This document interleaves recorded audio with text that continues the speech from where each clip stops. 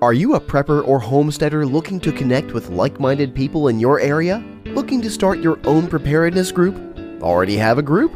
Well, look no further than PrepperNet. PrepperNet is dedicated to personal responsibility, individual freedoms, and being self-reliant.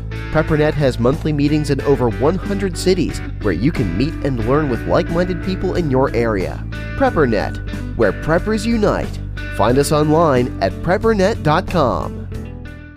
George's Bank scallops are now at Bonefish Grill. The George's Bank off the coast of New England is known for its amazing sea scallops, and Bonefish prepares them just right. Grilled to perfection over a wood fire and served atop creamy Parmesan risotto. And start the night off with our new handcrafted happy hour every day from 4 to 6:30. Enjoy signature cocktails like our tropical tiki martini for just $5, and new bar bites like ahi tuna poke are just $6. So come in tonight and discover what's new at Bonefish Grill.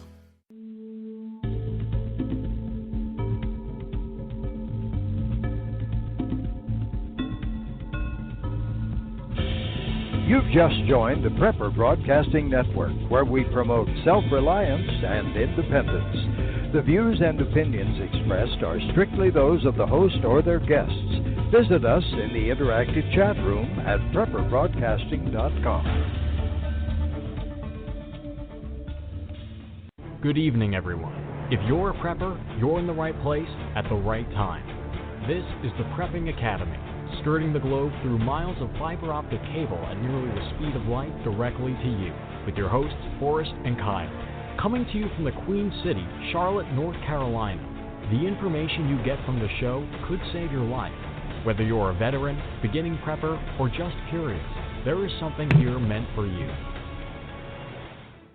Hey, good evening, everyone. I'm Forrest. We got Kyle across the table. We're coming to you live from the Queen City in Charlotte, North Carolina. Tonight we're going to bring a special guest, a gentleman I've known for a few years from Sun Oven, and his name's Paul, and he's got some amazing things to teach us. So, Kyle, you've never met Paul, have you? No. Okay. Well, I actually, in my vision, in my view right now, I actually see a Sun Oven in my house right now. So, So, Kyle, this was a week we had a local meetup here in Charlotte. Yeah, a lot of people. A lot of people showed up. I don't know how many. How many? There's probably about 50, 60. 60 people. Yeah. The topic this week was spy tech. It was spy night. Yeah. So everything. You still got to take those cameras out of my house, by the way. Oh, yeah. Everything from spy cameras to breaking out of handcuffs, picking locks. It was, I don't know, it was a good night. I don't know. I had fun presenting it. So, and I'm going to teach this, I guess, next weekend as well, the same class up at Heritage Life Skills in Waynesville. So it's fun. So how was your week, Kyle? Me, man. Yeah, it was a long week. Long week? Yeah, busy. A lot of work. Yeah, that's about it. You know what, though? I did do a lot of prepping stuff. I got a lot of stuff done. I cleaned. I organized. Mm-hmm. How could you organize more than you already organized? Oh, dude, it's amazing. It's immaculate. I went through my ammo cans, and I went for, like, complete diversity. Everything is broken up into, like, little baggies, airtight and sealed, like, different increments of ammo per box. It's a thing. How has each ammo round, like, serial numbered? Yeah. It has a serial number on it. And a little RFID like tag on them, and I scan them in, and not one will go missing. He writes on his ammo, "From Kyle with love." Actually, I've thought about putting that on my receiver. So wow, yeah, I just don't understand how you could get more organized. So you just organization. You getting ready to do the garden? Yeah, I am. Yeah. Because you always do a big garden and yeah. promise me flowers. Yeah, my wife was actually in there like aggressively like killing weeds over the week, so she was getting that done. You were like you were making like a knife peeling motion. She has like a little a little trowel thing. Okay. She just like smacks. He made the motion like he was taking a knife and like stabbing somebody. And stabbing someone. Yeah. No, that's how you kill weeds, huh? No. Yeah. Yeah. Well, I either use that or- Roundup. Isn't that good for the garden? No, it's No. horrible. No. You have cancer? What? What? Yeah. No, actually, I have this little thing that I use. It's a propane tank. It's hooked up to this long metal hose, and you just light everything up and you just burn it. Torch the heck out of it. It's great. You do that mostly for fun. Yeah, I do. I can imagine you with a blowtorch. It's actually really useful because if you pre-burn wood, it's less likely to catch on fire. So like Don't basically you want wood to catch on fire? No. I'm saying like to protect your house or something. Oh, okay. So like okay. you go ahead and you just lightly scorch the outside of it, Okay. and it's actually kind of fun, kind of relaxing burning things. You're freaking me out, man. You're freaking me out. So we had a big meetup last night. A lot of fun. A lot of people we haven't seen in a while. Some new people. Mm-hmm. What we let me just tell you a little bit about the Carolina Prepper Network, Carolina Preppers Network. You can go to CarolinaPreppersNetwork.com. We have meetups in the Carolinas. We have 11 cities that we have meetups every month. Several of our city leaders came. One came 2.5 hours away, maybe 3, from Greenville, South Carolina. They came in. Mooresville came in. David was there, and so we have a good thing going here in the Carolinas. If you want to get in a group, learn more about prepping and survival, that's what we're teaching, and it's free of charge. It is. Yeah. Well, last night, everyone Yeah. got a meal or something, maybe at the restaurant. Matter of fact, you still owe me. I don't owe you jack. Did I get you a meal? Didn't I just pay for yours last I time? do not recall ever. Let me see that gun. No, I may or may not have my Glock 19. I think there's at least two Next to people. me. I think there's at least 2 people who owe me meals in there. Oh my goodness. Well, let's go to McDonald's. Happy Meal. Oh, Happy Meal. Happy Meal. Hey, we are the Prepping Academy. This is the Prepping Academy radio show. We come to you live every Friday night at 9 p.m. Eastern Standard Time. And if you don't catch us live, of course, it goes into a podcast. You can listen to us there. But if you're over on Blog Talk Radio and you said, hey, live show, I'm going to listen, go over to prepperbroadcasting.com. And we're on the main page there. You can listen there. You can also join in our interactive chat room that we have going on right now. I should turn it so Kyle can see it. Oh yeah, that's. Yeah, Look at yeah, that. That's helpful. Yeah, you don't like seeing the Apple logo on the back? No. Okay. I was trying to read it. I couldn't understand what the chat room was. But again, if you're in Blog Talk, go over to prepperbroadcasting.com. We are live every night at prepperbroadcasting.com. Every Friday night at 9 p.m. Eastern Standard Time. That's if you're listening to us by a podcast. We have hundreds and hundreds of we have hundreds of listeners. Yeah, almost with 1,000, 100,000, yeah. Guys, and we appreciate you. Hey, we really enjoy doing this, and we hope you guys enjoy listening. Sometimes we don't care because we stink sometimes. We just absolutely, mostly you. You do. Mostly you. Okay, tonight, every night, every show, we have a segment where we call it Kyle's Conspiracy Theory of the Week. So this week we're going to start having. We have 3 major sponsors, and so this week, CampingSurvival.com is going to sponsor. Oh, this is new. You like this, don't you? Oh, yeah. It's going to sponsor Kyle's Conspiracy Theory of the Week. That's CampingSurvival.com. Did you run this by them first? Yes. You want to make sure they want to sponsor this? No, he's Tom, the owner there. They're out of North Carolina, and they got. I mean, if you've ever purchased fish antibiotics, you've probably purchased them from Tom at CampingSurvival.com because they're one of the cheapest places on the internet you can find them, and they have free shipping. If I think you got to buy like $50, whatever it is. But fish antibiotics aren't cheap, so you're going to spend $50. So that's Camping Survival. Tom's a great guy. He doesn't know, but I know Tom, and he's going to be okay with sponsoring you right now. That's great. So Kyle, what is your conspiracy theory? Oh, I know what it is. Yeah, you do know what it is. 'Cause Yeah. it was a special request. It's a special request from our producer's fiance. Yep. This is G-Man's fiance, which is our producer. He is the owner of PrepperBroadcasting.com, and it's his fiance that wants Kyle to talk about this subject. What subject is it? I can't wait. It's Planet X, 12th planet, Nibiru, the Destroyer, I think some people call it Murdoch or something like that. I don't know. It's a bunch of things. They call it a bunch of different things.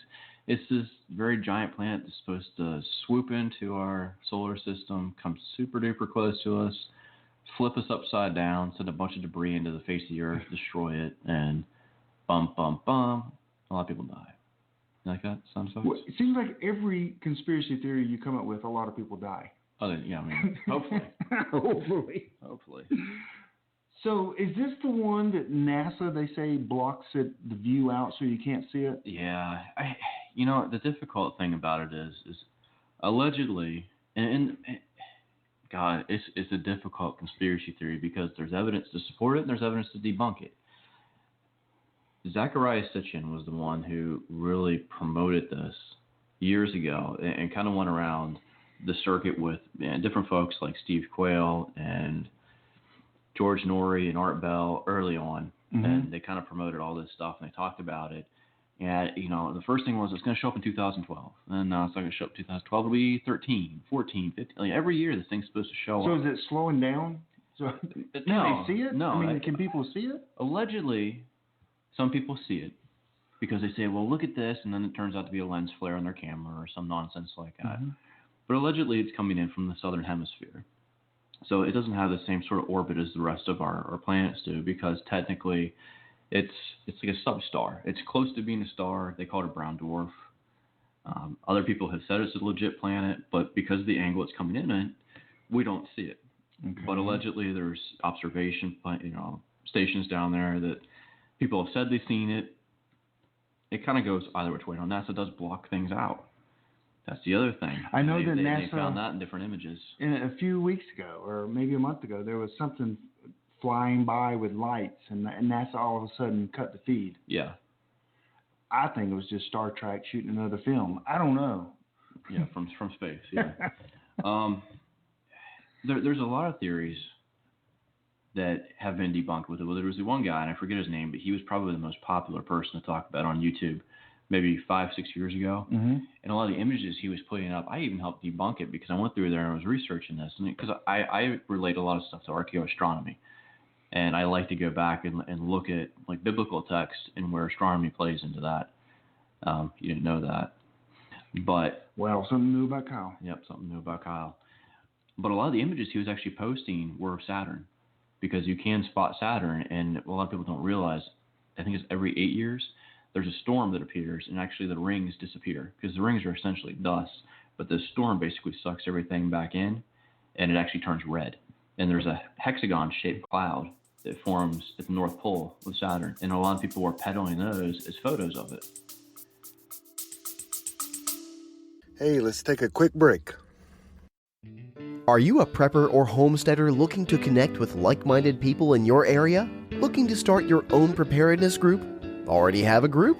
Well, look no further than PrepperNet. PrepperNet is dedicated to personal responsibility, individual freedoms, and being self-reliant. PrepperNet has monthly meetings in over 100 cities where you can meet and learn with like-minded people in your area. PrepperNet, where preppers unite. Find us online at preppernet.com.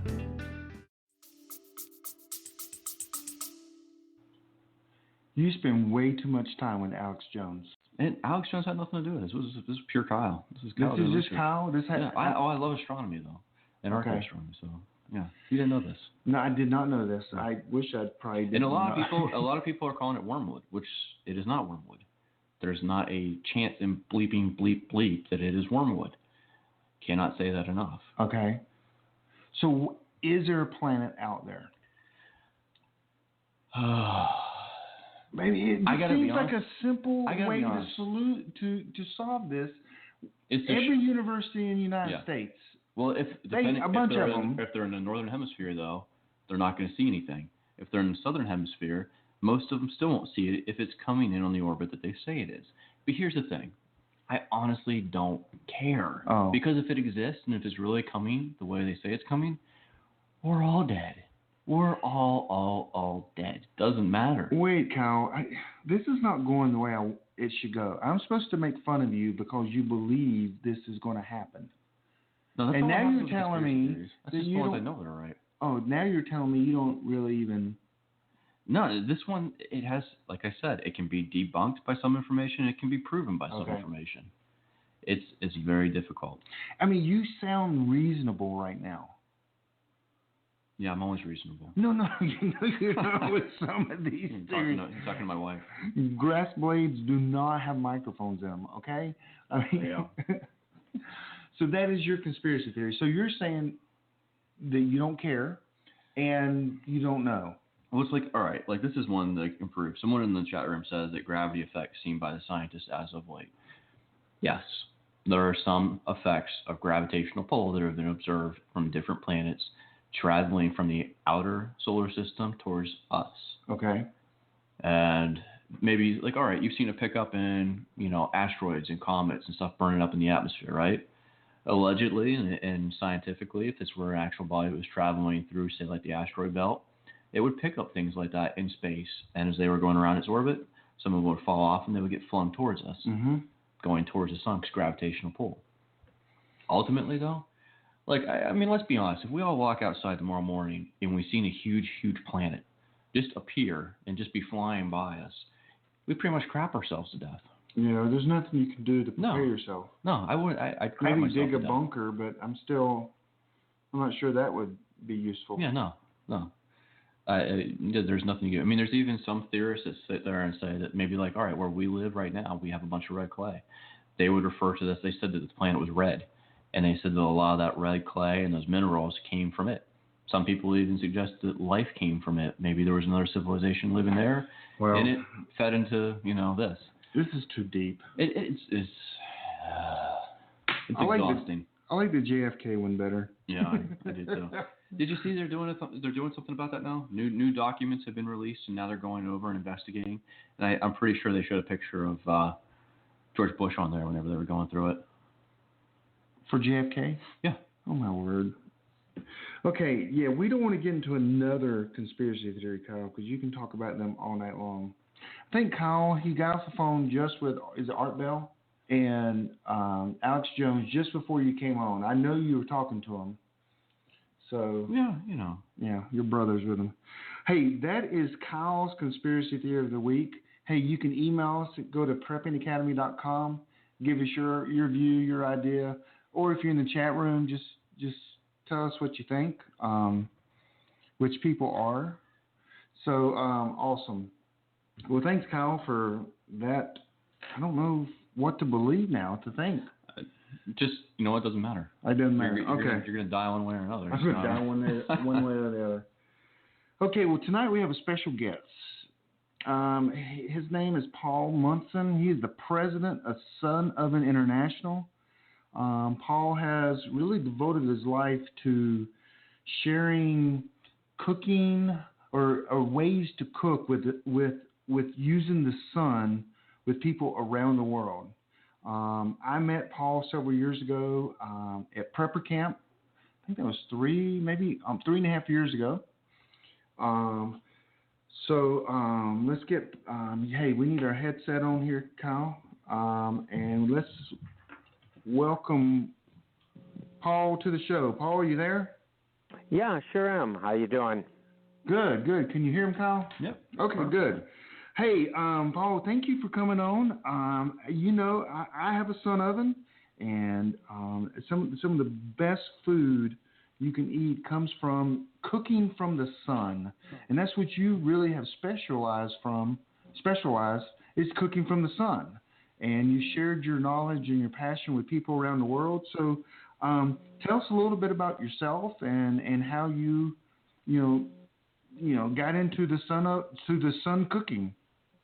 Oh, okay. Well, I've been working with cooking in the sun now for, April 1st was 19 years since we took over making the sun ovens from the inventor, and it's been almost 20 years now that I've been involved with cooking with the sun. And originally back in the late 90s, I had been involved with, had a small consulting business and met the inventor of the sun oven, and as I saw the potential and the need for it, initially primarily to help people in developing countries have a way to cook where There's some major issues with there's still well over 2 billion people who cook with wood and charcoal, and animal dung is their primary cooking fuel. And as deforestation is getting worse, it's getting harder and harder to find fuel. Plus, women inhale a tremendous amount of smoke, and a lot of women and children die every year from smoke,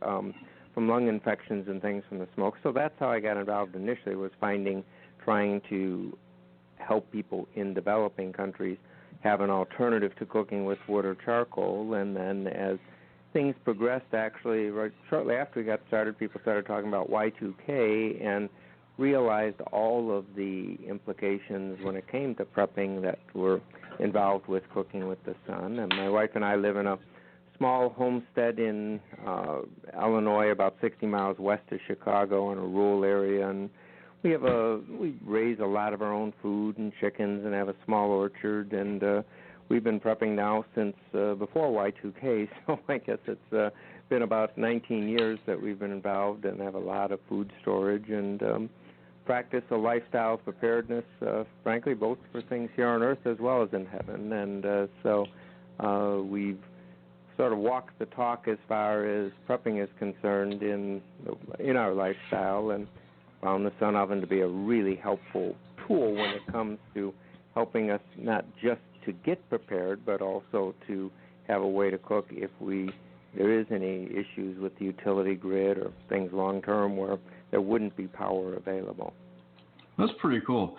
So Forrest and I were talking about this earlier, and I think he kind of posed a question to me. He was like, what all can you cook in the sun oven? And I was thinking, I'm always the type of guy that tries to figure out what can't I do with the sun oven. And so far, I can't figure out too much. But is there anything you found that can't be done with the sun oven? So it looks like you can do a lot. Drying food? Yeah, you can bake and boil and steam foods, but you can't fry foods in the sun oven. Fry foods. Oh, okay. Yeah, so it doesn't work for frying, but other than that, pretty much anything you cook in your regular oven or stovetop can be cooked with the sun. That's pretty cool. So, Forrest, you're going to have to get rid of that Bojangles recipe because you will not be frying any food in your sun oven. Well, baked chicken. I can bake chicken in there. Yeah, you can bake chicken. Oh, chicken's delicious because when you cook with the sun, the whole chamber is just hot air and there's no movement of air, so nothing dries out. So when you make roasts, they're really moist and succulent. So you'll find when you bake a chicken, or you can make up to a 21-pound turkey in the sun oven, and you'll be just amazed. The light meat will be more moist than any dark meat turkey you've ever eaten, and when it comes to a baked chicken or a turkey. So how long does it take? You said you can bake a 21-pound turkey in there. How long? I mean, first of all, how do you prepare it different? And second of all, go through the steps of baking a turkey, and then how long it actually takes to bake one.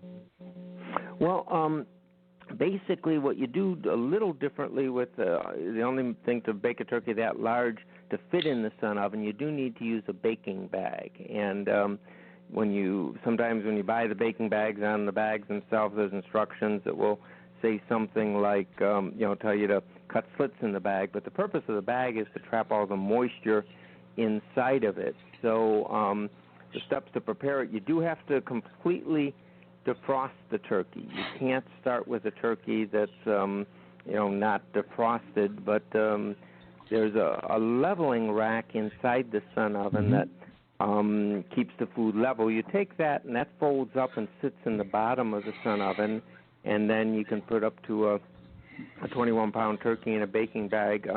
What I do is I'll put some butter or olive oil on the skin of the turkey, rub it in real good, put it in the baking bag, and then tie the baking bag tight to trap the moisture inside.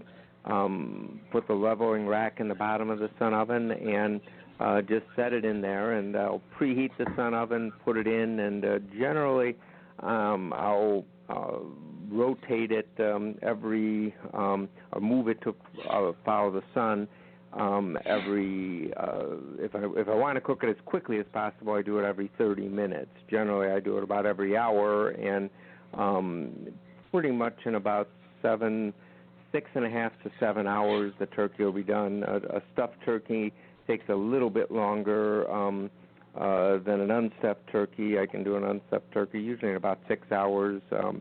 but I'm not real meticulous usually when I do it about rotating it to follow the sun. So I'll leave it in all day. The nice thing about you can't overcook it. You could cook it for 12 hours and it's still going to be just as moist. So it's pretty much impossible to overcook a roast in the sun oven. So it's delicious. But if you put some butter or olive oil on the skin, you get a golden brown crust. And anytime I've ever served a turkey anybody's eaten has said the light meat is more moist than any dark meat turkey they've ever eaten. So it's an incredible way to to make a turkey. And if you buy them at Thanksgiving, you can actually, we've got a couple of freezers, and I buy turkeys, stick them in the freezer, and if you buy them around Thanksgiving, they're oftentimes on sale, and you'll actually spend less money than you do for hamburger. In the middle of the summer when it's 95 degrees outside and everybody's complaining about the heat, it's fun to tell your friends you're at home making a turkey, and it's a great summer meal because it's cheaper than hamburger, and then you have leftovers for sandwiches for a while afterwards too. Right. Oh yeah. So, Paul, all seriousness aside, I got to have a little bit of fun with this because whenever I first seen the solar oven, this was even before I knew of Forrest. I remember looking at this thing, and I remember honestly thinking the guy who came up with this must have read something about Archimedes' death ray. Did you get any inspiration there? Are you familiar with that? About what? I'm sorry, I didn't quite hear what you said. About what? About Archimedes' death ray. Are you familiar with it? Is that a conspiracy? No, I'm afraid I'm not. No. I'm not. Okay. I guess I'm closer to Forrest in the sense that I'm not in the conspiracy theories. Oh no.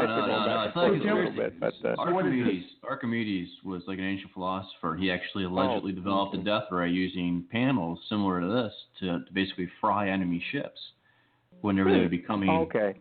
Now I know what you're talking about. Yeah, I understand. That's what's called a parabolic cooker. The sun oven actually reflects light into the oven's chamber, and that reflects light out, and it's very powerful. I mean, when you if you set the sun for a focal point, it's amazing what you can do with it. It's also dangerous to work with, and that's why the type of solar oven we have is a different style. It reflects light in rather than out, so there's no danger of getting blinded or anything like that. But it's amazing what you can do with the sun. Actually, what's fascinating, even going back further than that, is if you look in the book of Exodus and you read about how Moses was leading people across the desert for 40 years. Sometimes they stopped for a matter of a day or two. Other times they stopped for 3 or 4 years. And you think of the ultimate in deforestation, 3 million people walking across the desert. How did they cook? Well, there's some archaeological evidence going back to that time. There's a good possibility they used solar ovens. They had copper panels that they would use, dig holes in the ground, and the Bible refers to manna sometimes as bread. And, baking something in a situation like that where you have a big crowd of people and absolutely no wood. So, as Solomon says, there's nothing new under the sun. The whole concept of being able to use the sun is something that probably goes back to the time of Moses. Well, only Kyle could bring everything we talk about. He relates it to how people die from it, I guess, and that's where. Good job, Kyle. You somehow you got a sun oven to kill people. I don't know. I love ancient history. I remember thinking, I was like, whoever came up with this, used to magnify ants oh my and goodness. stuff like that. Burn them. Oh my goodness. I didn't even see that coming tonight. No, you didn't. I did not. Okay. Out of the box. I have a question for you. In the sun oven, do you prepare your food different before you put it in there? And I guess you can bake anything you can bake in an oven, you can bake in a sun oven, and the sun cooks it. Does it take longer than like an oven? And do you prepare it, let's say you're going to do bread or like eggs. I know a lot of people love to boil eggs from a sun oven. Right. Well, bread, what you do that's a little bit different is that when you proof your bread, when you raise the bread, you don't raise it to the same height as you would in a regular oven. You see, the sun oven's got an even temperature. So the reason nothing burns inside of it is that the entire chamber is the same temperature. So when you have food in a pan or a pot, the pot or pan and the food inside of it and the air is all the same temperature. So the pan's never hotter than the food, so it doesn't burn. So let's say you preheat a sun oven to 350 degrees and you put 2 loaves of bread in. the temperature inside of it's going to drop 50 or 75 degrees, and it's going to gradually increase. And as it increases, if you'd already raised your bread to its normal height, when temperature fluctuates, the bread will start to raise again, and it could over-raise and fall. But if you So the prepping steps for bread that's just a little different is that you raise it till it's just a half to 3/4 of an inch below the bread pan, the top of the bread pan, and then it will, when the temperature drops, it will raise and comes back up. It will raise to just the right temperature. Also, if you spray a light mist of water on the dough just before putting it in, you'll get a golden brown crust with it. The biggest thing that you do differently, interesting, and it's a huge issue when it comes to prepping, is your preparedness foods.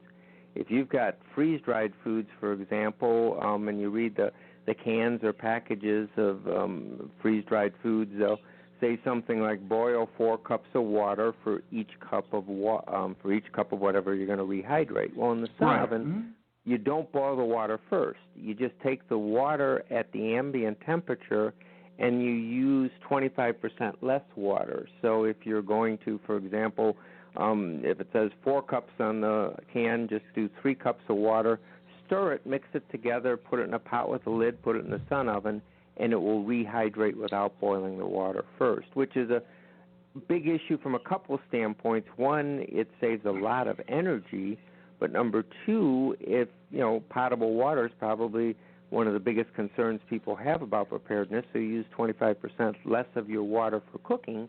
There's a real advantage to it from that standpoint. And you'll find your preparedness foods taste quite different when they're cooked in the sun. There's a huge difference in the taste when you do it in the sun oven, and you'll be absolutely amazed. I mean, we've been prepping for years, and when it comes to food storage, we've always had a policy that we cook everything we buy, so we sample it. So we know a lot of things. We want to get some freeze-dried onions or different herbs to add to it, because frankly, some preparedness foods don't taste that great. But if anybody has a sun oven or can borrow one, if they cooked half in the conventional manner and half with the sun oven, they would find a totally different taste with the sun, and they'll be very pleased with the taste of the sun-cooked foods. And by using 25% less water, there's a real advantage to the whole process of using the sun oven to rehydrate your preparedness foods.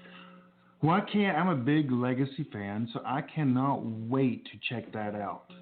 I'm gonna do that this week. My kids love the Legacy anyway. We don't even tell them it's freeze dried, but they do love it. So Paul, we're at the bottom of the hour. And we're gonna take a quick commercial break, and we're gonna be right back with Paul Munson of Sun Oven International. Right after, I think we got 3. Thanks for being with us. We'll be right back. The Prepping Academy with Forrest and Kyle. We'll be right back. Hi, this is Ron Paul. I am a former congressman, physician, and presidential candidate. The world is in turmoil. Things like Ebola, earthquakes, wars, and famines are commonplace. As Americans, we are largely sheltered from these events. However, in parts of the world, just having enough food is a huge problem. For some of us, there is the nagging thought that we may not always have it so good. So we keep some food on hand just in case. My family and I have found a product that helps us do this better. It's a home freeze dryer from Harvest Right. With it, we eat healthier and store a little more food. We freeze dry everything we love to eat, and it lasts up to 25 years. Who knows what the future will bring? One thing's certain, my family and I will always have food on the table. To learn more, go to harvestright.com or call 800-923-9591. That's harvestright.com or 800-923-9591. Hey, I'm Joe Alton, MD. I'm here to remind you that disasters can happen anytime, anywhere, and you need to know what to do in an emergency. The new 2016 third edition of the Survival Medicine Handbook is the essential guide for when medical help is not on the way. The Survival Medicine Handbook covers every issue you'll face in times of trouble, and it's all in plain English. Get the Survival Medicine Handbook at Amazon.com. I guarantee one day you'll be glad you did. When disaster strikes and your GPS is useless, ancient navigation techniques will ensure your survival. New from Ulysses Press, Prepper's Survival Navigation. With this guide, you can easily travel through even the farthest, remotest places, utilizing tips from the United States Army and lifelong wilderness experts. You'll learn life-saving navigation techniques. This definitive guide to terrain navigation also teaches you essential survival skills like firecraft, water procurement, and shelter making. Prepper's Survival Navigation is essential to have on hand during any outdoor adventure, including the weekend family outing. On sale now. Find Prepper's Survival Navigation on Amazon, Barnes & Noble, Prepper Broadcasting, or wherever fine books are sold. Hey, welcome back. I'm Kyle. I'm not Kyle. No, you're Kyle. I'm Kyle. I'm Forrest. We got Kyle. This is the Prepping Academy radio show. We are glad you are here with us tonight. We have Paul Munson. He's the president of Sun Ovens International. And the reason we're having Paul is Paul is offering a free webinar coming up, and Kyle's going to ask some questions about that in a little bit. But Paul, I'm excited again. I know you're going to be at several places out. I know you're going to Mother Earth Conference in Asheville. I know you're going to go to. I mean, you're around the world, aren't you? You just go around the United States. Promoting cooking by the sun because it saves energy, it saves really time, because you just kind of, you almost set it and forget it with the sun oven. You know this, you know what I'm saying. Am I correct on that?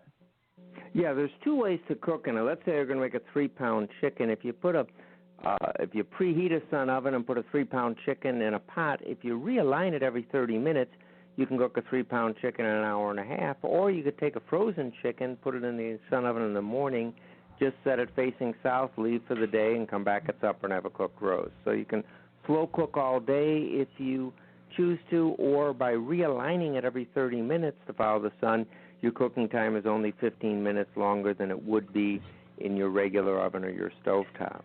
And it's easy to realign because you got a gauge on there that you can see where the sun is, and you can easily just scoot it just a little bit to keep it lined, correct? Yes, there's indicators that are built right on the glass door of the sun oven that take any guesswork out of how to have it aligned with the sun. So it's not difficult to use because you can just look and it tells you when it's aligned, and very, very easy to keep focused with the sun. Now, also, Paul, I've read several articles and maybe even on your website about you do a lot of work overseas. There are some countries that just don't have electricity. And just tell me about what Sun Oven is really doing to help really just third world countries and what your involvement there is. Well, we have a pretty simple business model. Our goal is to help people in the U.S.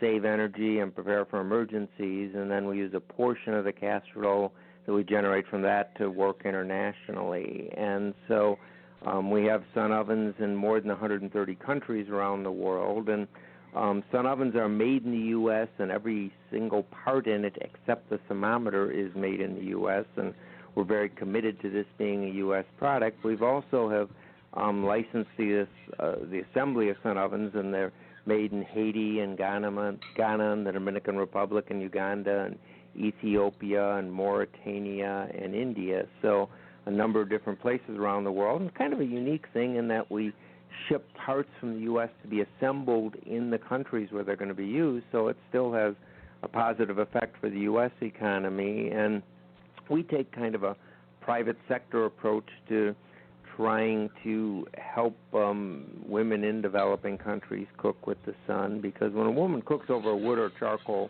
fire, she inhales the same amount of smoke as smoking 3 packs of cigarettes a day. And in Africa, just in the continent of Africa alone, every year 1.6 million kids under the age of 5 die of respiratory diseases from the indoor air pollution of cooking fires. So when we can replace 70 or 80% of that smoke with the sun, it has a really positive effect on the health of women and children, and so that's what we're passionate about. And I've had the opportunity not just to travel around the U.S. teaching people how to cook with the sun, but I've done it on 5 different continents and a lot of different places around the world to and it's something that we're really passionate about our international work, and think it can be a win-win if we can help people here get better prepared and save energy, and they help us with our work.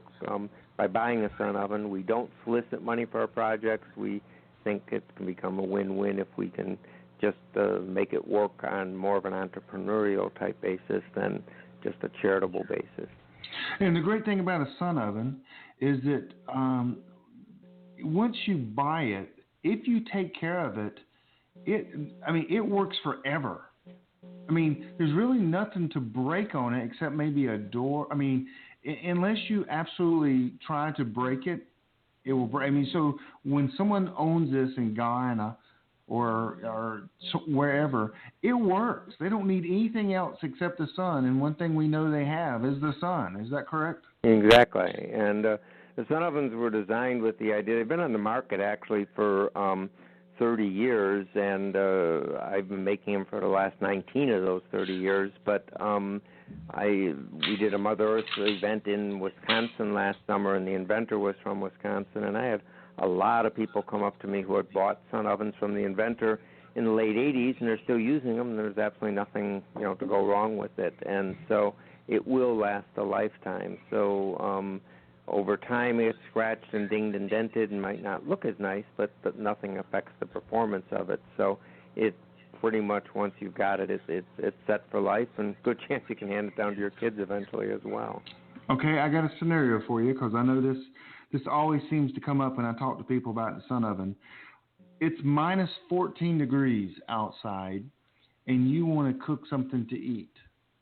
How does the sun oven work? The sun oven the outside temperature has absolutely no effect on the sun oven.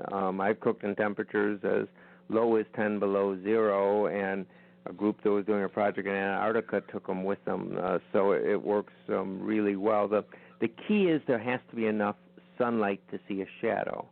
So if it's overcast to the point you can't see a shadow on the ground, then you can't cook in the sun oven. But as long as you can see a shadow, you can use it. Ice fishermen in Minnesota, they're really popular. They'll put them on frozen lakes and, bake their fish while they're fishing, and it comes out great. So the key is just having enough sun to see a shadow, but the outside temperature makes no difference at all. Okay, one question that came from our chat room is, you're cooking food outside. Does the aroma just, does it kind of float down to your neighbor's house and they get mad because they smell you cooking chicken? Or does it? Well, it won't float as far as your neighbor's house. I mean, you'll smell the food. The sun oven does not mask the aroma of the food. So you will smell when bread's baking or chicken is cooking, nowhere near as much as you would with a barbecue, but there is still the aroma from the food does escape from the sun oven. See, I just came up with this awful thought. No. That would give Kyle a chance to shoot at people as they're coming for the food. I'm sorry, I can just imagine using this as a tool. I'm sorry. Like bait? Huh? Bait? Yes, bait. Here they come. They're coming. Okay, Kyle. God almighty. Go ahead. All right. So I'm assuming here more than just one thing can be cooked at a time, right? Yes. The sun oven, usually when we sell them, there's stackable pots available so you can cook two things in it. And then actually if you take quart-sized mason jars, you can cook side dishes in it, so you can cook a total of 4 different things if you choose to. And the whole chamber is the same heat, so there's really no difficulty as far as using the sun oven and putting more than one thing in it. It will hold the temperatures well and cook. As long as it fits inside the oven's chamber, you can cook it. Okay. What about dehydrating food? You can use it as a solar dryer or dehydrator, and it works really well for drying foods. You can make jerky in it, or sun-dried tomatoes, or any kind of fruits or vegetables. The sun oven's got a glass door that you latch real tight for cooking, and that forms an airtight seal and gets really hot. But there's two latches that hold the glass shut, and if you turn one of the latches in towards the center of the oven and just set the glass door on top of it, it allows moist air to escape and keeps it from getting too hot. And that's really an important consideration. We have a good-sized garden, and we have a nice electric dehydrator that we love using, but if we were in a situation without power, the time when our garden was ready to be harvested, having a way then that we could dry or dehydrate our foods works well. But things like jerky or peppers or onions that have a tendency to smell, it's a nice way to have be able to do that outside and keep the smell of it outside, as opposed to if you do some of those things in the house, sometimes it get the house a little bit smelly. So you can, there's a ton of different things you can do with the sun oven, and we're going to do a webinar on Monday night. We're going to give more information about that in a second. You're going to teach us everything you can do and how to do things. It's like a note-taking event. We're going to cover actually 13 different things you can do in the sun. We'll cover, I'm going to ask how you can use the sun for, let's say, for example, bugs have gotten into your food storage. Ooh. Rather than throwing it away, we'll show you a way that you can, salvage food storage that have been bug infested just using the sun. Also, we'll show you kind of an unusual thing, but that you can use the sun to sterilize potting soil. If your potting soil isn't effective anymore, you can use the sun for that. So we'll cover cooking and dehydrating and boiling and pasteurizing water, and there's a total of 13 things that we'll talk about in the class on Monday night that you can do using the sun, and we'll be able to, people will be able to understand all of the different things and how they relate to preparedness. And probably the most important one is, if you're trying to be prepared can be expensive, and it can really, it's hard sometimes with your budget if you're trying to feed your family today and buy food storage for tomorrow. And one of the nice things about the sun oven is that it'll pay for itself really quickly, because you start using the sun oven and you don't have your stove or your oven working against your air conditioner. It really reduces your utility bills considerably, and many people tell us they keep track of how much they save by using the sun oven, and once they pay for it, that's the way they fund their food storage and other preparedness supplies, is by being able to then use the sun for their everyday cooking and take the utility savings and use that to purchase other preparedness items. So this webinar, we're going to have Paul. Paul is doing a webinar on Monday night, this Monday night, April 17th, at 7 p.m. Eastern Standard Time. And you have to register, so you have to go to preppingacademy.com. Scroll down, you'll see a big logo, and you click on that, and it will take you to a site that you have to register. This is a true webinar. It's going to be live. Paul's going to be on there. I'm going to be on there. Paul's going to discuss 13 ways you can use the sun oven. He's going to tell you how you can actually purify water or pasteurize water, which without energy. That's cool. You don't have to build a fire. You can use the sun oven, and you have a neat little gadget there that can tell you when the water's safe, correct? Mm-hmm. Yeah, when the water's pasteurized, we'll explain water pasteurization. That basically is as effective as boiling and takes a lot less energy. And I do want to mention, by the way, with the registration, we've put together an e-book that we just call Emerging from an Emergency, and it's an e-book that frankly, it's just a compilation of things that CDC and Homeland Security and a number of different Red Cross agencies have put together. But anybody who registers, who goes to your website and registers for the class, besides for registering, they'll be able to get a copy of that e-book. As soon as they register, it'll pop up in the email that they get. So that's another reason to register, is you can get our little book. It's not little, it's actually a 120-page e-book on Emerging from Emergencies, and has a lot of good information, and that's an added bonus just for registering. Right, okay, great. So if you go to preppingacademy.com and scroll down, you'll see I put several logos there, the information of what the webinar is going to be. You click on that, then you register, and you register. It's really just like a name and email address, and then you'll get an email inviting you to join on Monday night at 7 o'clock Eastern Standard Time. And there's a slideshow. Paul is going to be educating you on all the different things you can do with the sun, and it is amazing. I remember I actually had to listen to it twice. There was so much information there. It was crazy, but so that's going to be Monday night. But you got to go register preppingacademy.com. Kyle, I'm looking forward to it. We've got many people in the Carolina Preppers Network that's going to join us on that. With our listeners, Paul, can you handle like 20,000 people? No, I'm kidding. Yeah, 20,000 orders. Well, actually, we're set up to handle up to 4,000. So okay, up to 4. Our software will go tilt if we go over 4,000. But I think we're safe. So we've got room for a lot of people, and this will be interactive. People will be able to submit their questions, and then Forrest will be monitoring the questions, and then asking me.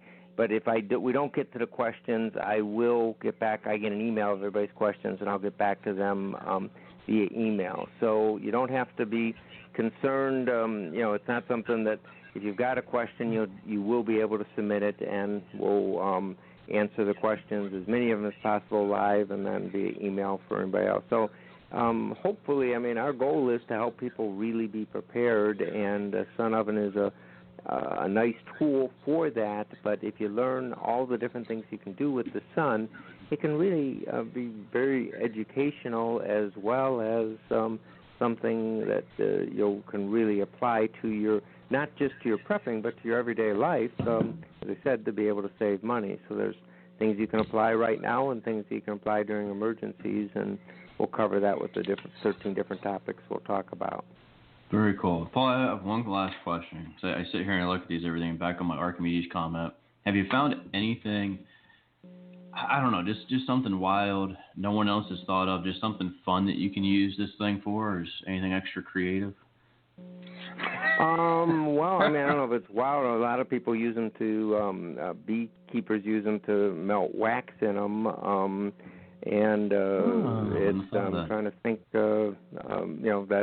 that's another application that's been very popular in using the Sun Oven. But probably the most unique thing, and we'll cover it in more detail, is hard-boiled eggs. You don't even use water. And when you do a hard-boiled egg in the Sun Oven, I raise chickens, and I've taken eggs within 20 minutes of dropping out of the chicken and hard-boiled it without water, and you can peel it immediately. That membrane that builds up between the eggshell and the egg white make it impossible to peel when you boil in water, but you can take an egg right out of the chicken and hard-boil it. So that's something people have a lot of fun with and enjoy, because it's a lot more pleasant to peel an egg than if you've ever tried to peel a freshly laid hard-boiled egg. You know the frustration level that goes into it. Oh, yes. It's frustrating, yes. Yes, really.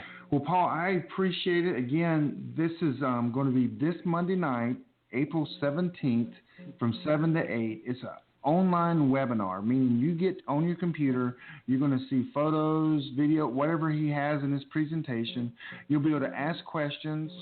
But you have to register, and to register, go to preppingacademy.com. Scroll down, you'll see the links there. Preppingacademy.com. Scroll down, you'll see the links. And Paul, I look forward to it. I've sat in one of your classes before. I've also we've run into each other in many different shows, and looking forward to seeing you. I guess later this year, I'm sure we'll run into each other. I know in September we'll be. At Preppers Camp. Mm-hmm. Yep. And so we really look forward to Monday night, and I can't wait, and I appreciate you coming on with us. Oh, thanks so much for inviting me, and God bless. Have a wonderful Easter. Yes, you too. Thank you, Paul. You too.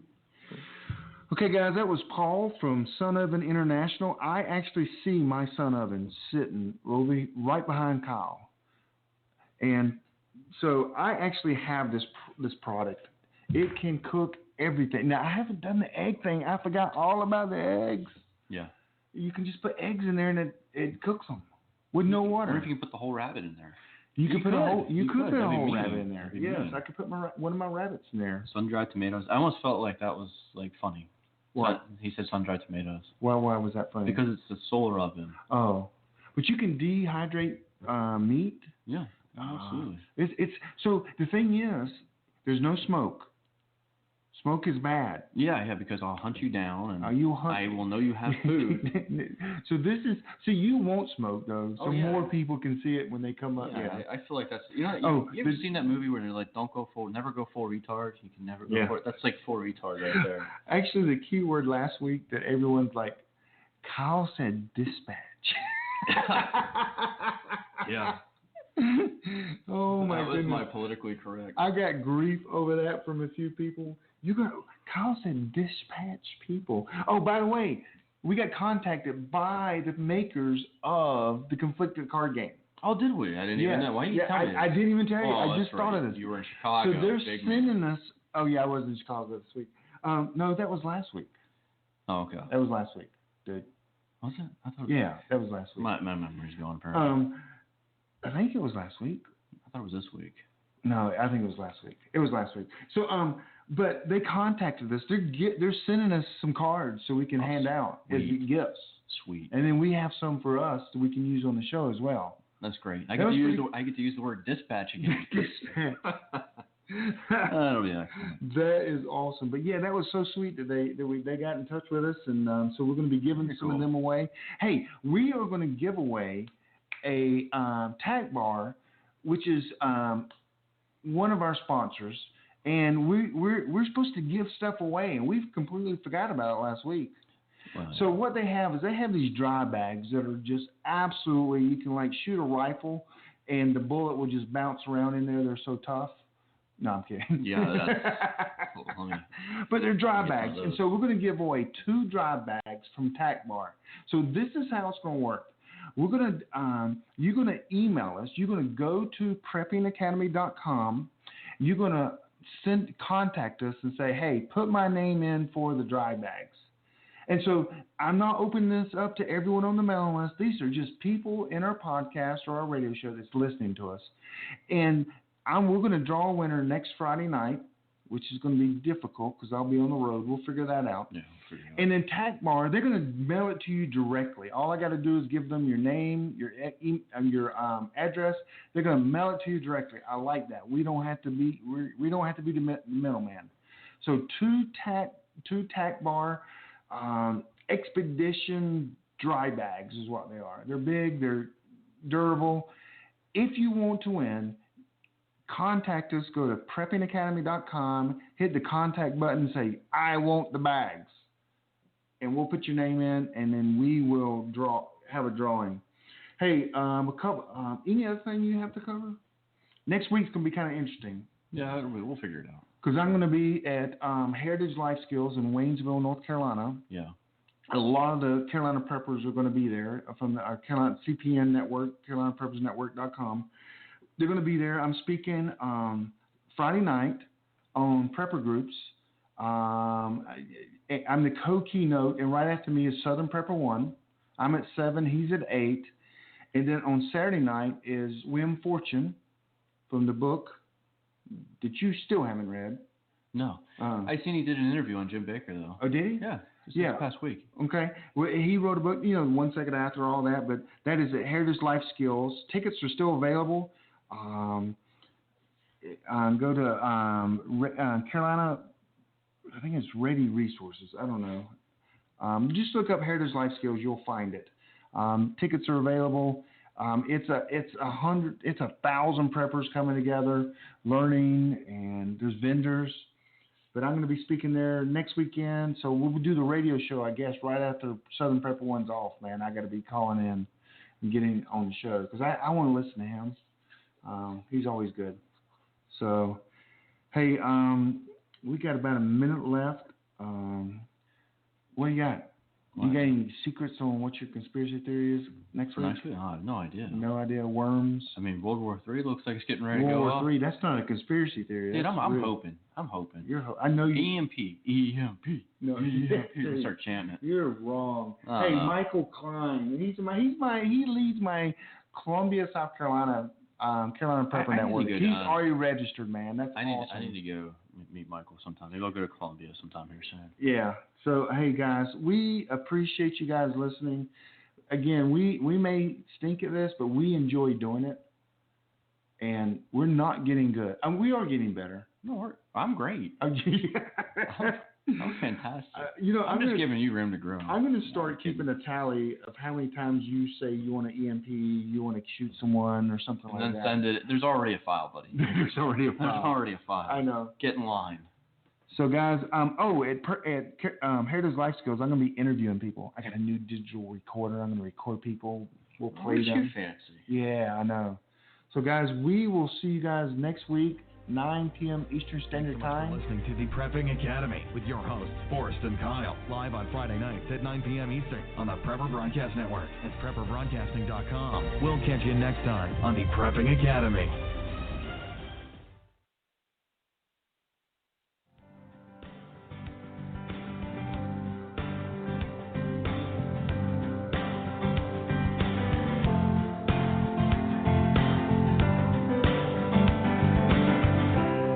Today's broadcast has come to you through the courtesy of the Prepper Broadcasting Network. See our hosts, show schedules, archived programs, and more at PrepperBroadcasting.com. Thanks for listening.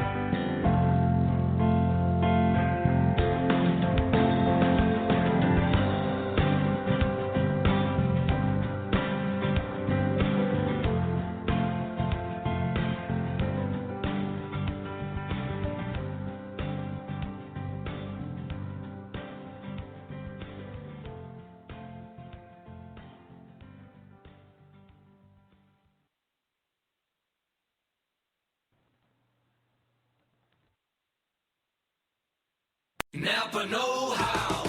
A Napa guy knows more isn't always better, unless we're talking about full-size vans. These beasts do more than get you from A to B. They have so much space a man can live in it. With shag carpeting, waterbed, and a sweet lava lamp, these mobile abodes have all the comforts of home. With quality parts and plenty of Napa know-how, you can keep the original tiny house running longer, stronger. That's Napa know-how. Napa know-how. Has your data been hacked? Do you feel uneasy about the vulnerability of your personal information online?